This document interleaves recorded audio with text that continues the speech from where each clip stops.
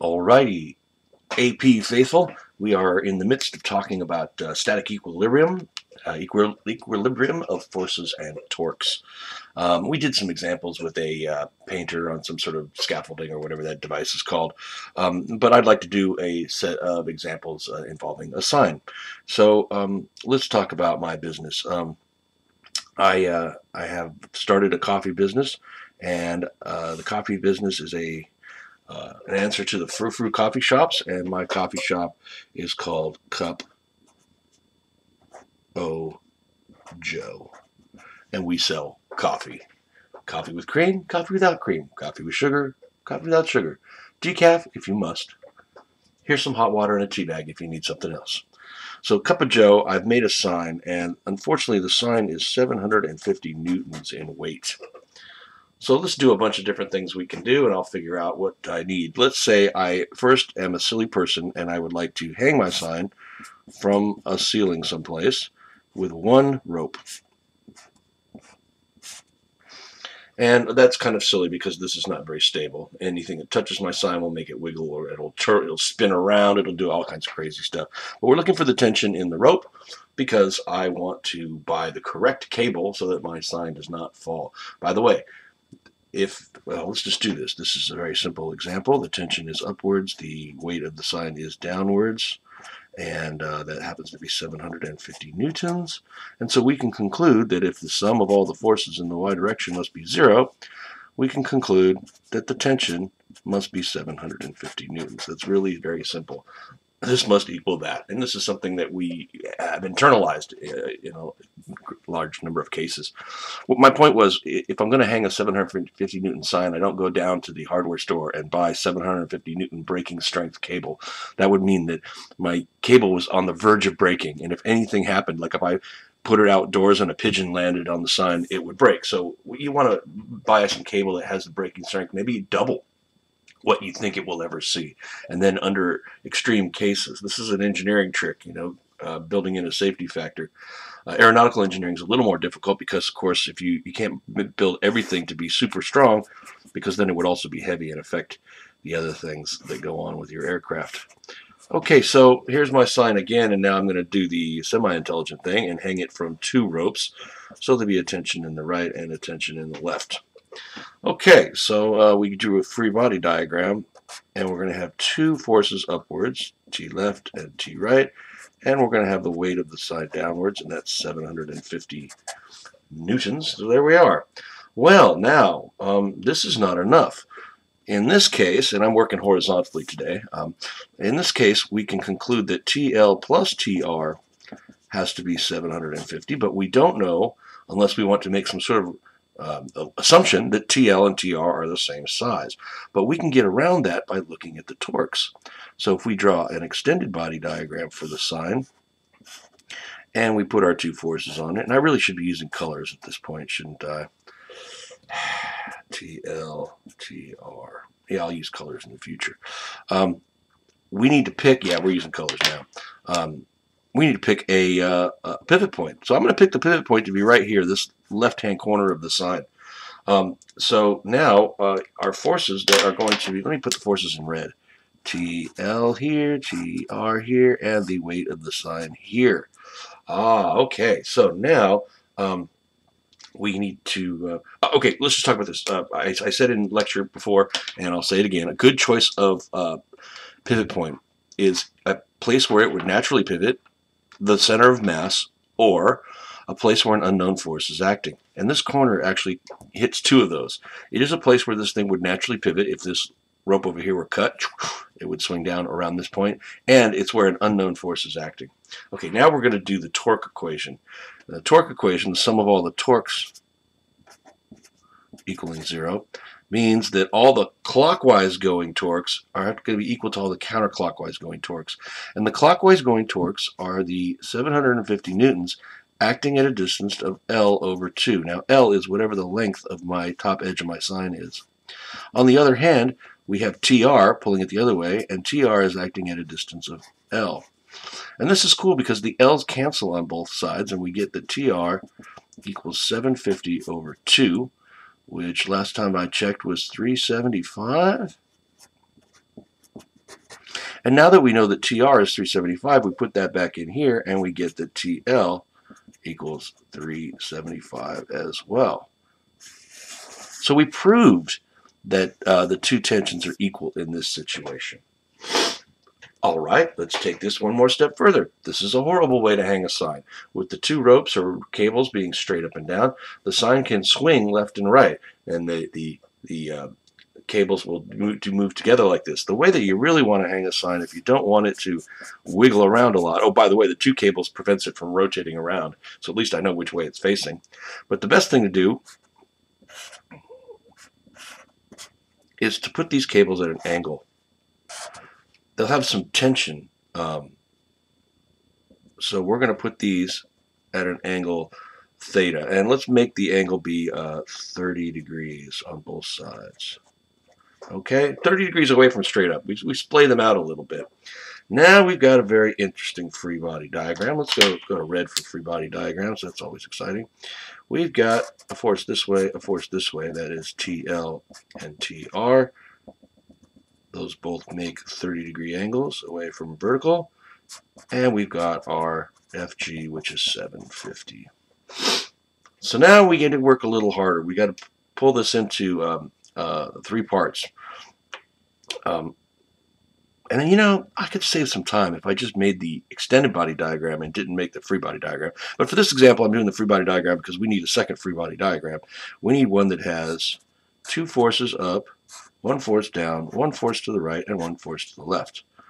And the force going up, this one is TR times the cosine of 30. And this one over here is TL times the cosine of 30.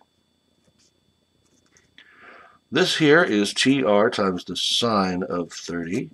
And this one over here is TL times the sine of 30. And this, of course, is 750. Okay, am I going to run out of space here? I'm going to run out of space. I should have gotten a new piece of paper for this. Let's try to squeeze it in. All right, down here in the bottom, using the green pen, we'll do the X direction. X direction says that TR sine 30 must be equal to TL sine 30. And of course, since sine 30 is equal to sine 30, that just means that TR has to equal TL. And we can just call it plain old T if we want to from now on. Okay, so the X direction equation, setting these two equal to each other, gives us back our condition that the tension in the two strings is the same, something we found above here by calculation. Now let's look at the Y direction. T cos 30 plus T cos 30. See, this used to be TL and TR, but now we just call them T. That's two of the same. They must add up to 750. So I guess the tension in the string is going to be 750 divided by the cosine of 30 degrees. And I don't have my calculator, so we'll use my phone. Turn on, phone. Wake up, phone. Find the calculator app, phone. Okay, 750 divided by cosine of 30, 866. Hey, wait a second. The tension in both strings is 866. I didn't even need to use the torque equation over here. Oh, I thought I was going to run out of space when I tried to do the torques. Yeah, something interesting about the symmetry of this means you can do it without the torque equation. But in my next iteration, we will not be able to do that. We're going to do another sine thing. Okay, so now I moved from my little cart in a food court. I'm moving to better digs, and I'm going to be in a building. And I would like to extend my sign out over the sidewalk outside. So here's what's going to happen. I'm going to put a bracket on the wall of the building, drill a hole through the bracket, put a stick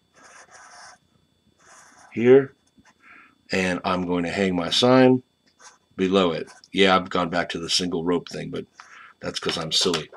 Now, this, of course, is not stable. It will swing down and hit the building and maybe even crash through my window. So I'm going to put a little cable up here that leads to someplace above, and I'm going to take this cable, and that's going to stabilize this thing.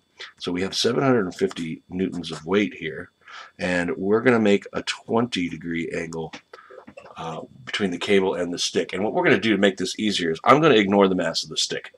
We can include the mass of the stick later, but let's just go ahead and do this. Now I need to know, what is the tension in this cable? Okay, fine. Am I going to be buying more cable, or can I use the cable I had from before? I don't know. Let's find out. Let's just do an extended body diagram. Let's do an extended body diagram for the stick. Now this one requires us to talk more carefully. The stick feels the entire weight of the sign as a 750 Newton force down this way. It feels the tension as a force up this way, and that's at a 20-degree angle. But at this end, it's going to feel some forces from this pivot point, this pin that I drilled through and put in there. And those forces could be in any direction. I mean, I don't know, maybe they're this way, maybe they're this way, maybe they're that way. But we can resolve them into two components, an up and down component, which I will call Fy, and a horizontal component, which I will call Fx. And Fx and Fy combined, or separately, are called reaction forces. Kind of like the normal, right? I mean, if you think about it, this end of the stick is against the building, and the building will exert a normal force. Okay, that we could consider this one a normal, but I'm just going to say, hey, these are reaction forces. These are the components of the force that this pin is exerting, and I don't know which way it is, so I'm going to break it into X and Y.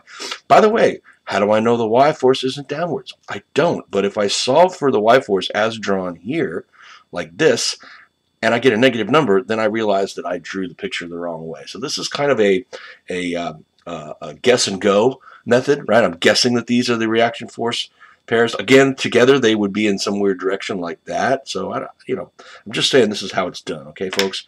Now we need to do the X, Y, and torque equations, okay? In the X direction, it looks like the Fx is a force. So let's write X direction. Fx is a force that's to the right, and the only force to the left is one of the components of t, that is t cosine 20 degrees. I don't know either of these two, so that's as far as I'm going to get in the X direction, but it's an equation. It's right. By the way, if you are struggling to just look at vectors and componentize them in your head, that's okay. It is a skill that is gained by just doing it a lot, and we're going to be doing it a lot. So maybe it's time that you learn how to componentize in your head. Y direction. Okay, in the Y direction, we have an upwards force, Fy. We have another upwards force, which is the other component, T sine 20 degrees. And we have one downwards force, which is the 750 newtons. And of course, that's where we would have added the weight of the stick if I was going to include it, right? Because it would have been another downwards force. But by ignoring the stick and saying that its mass is negligible, then I'm making the math a little simpler. Now, the torque. Okay, torque. This is another situation where the left-hand end is an excellent place to choose your pivot point. Why? There are two unknown forces there, and it is a very natural pivot point for the system. So let's do that. In the torque category, we have one force that is going to be causing clockwise motion and one force that's going to be causing counterclockwise motion. The force causing clockwise motion is going to be 750 times how far away it is, which is the distance L, whatever the length of my stick is.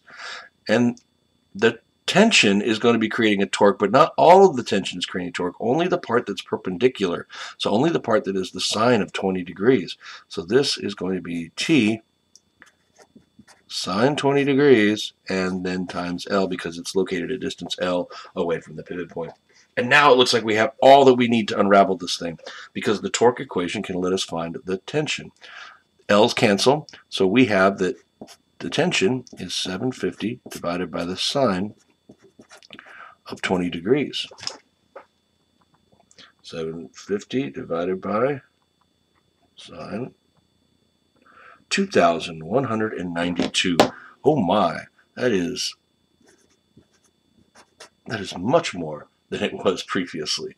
Okay, bringing that back this way, Fy plus, hey, wait a second. I could have saved some time. I divided by sine of 20, and now I'm going to multiply by sine of 20. T sine 20 is 2,192 times sine of, it's going to get back to 750. Okay, fine. I'll do this for you guys.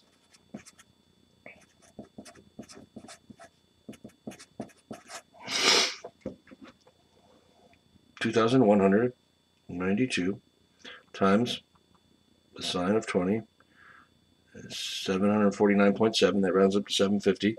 So Fy plus 750 equals 750. Fy equals 0 newtons. Ooh, that's very interesting. There is no reaction force up this way. Maybe I didn't need a pin. Maybe I could have just stuck the end of that stick against the wall. Interesting. And now bringing back to Fx, Fx equals T cosine 20. So that's 2,192 times the cosine of 20 degrees. 2,192 times 20 cosine, 2,060. So now I know all the forces in this problem. Got my x direction, got my y direction, got my torque. Torque is a little harder to deal with, but after you do your first 6 or 7, it becomes second nature. Fine. One of these will bear fruit, and you'll be able to back substitute into all the others. So our next step would be to make this more difficult by including the weight of the stick, and or doing something else, maybe putting the stick at an angle. I don't know, I've seen that kind of thing before, but this is enough for today's video on problem solving in static equilibrium.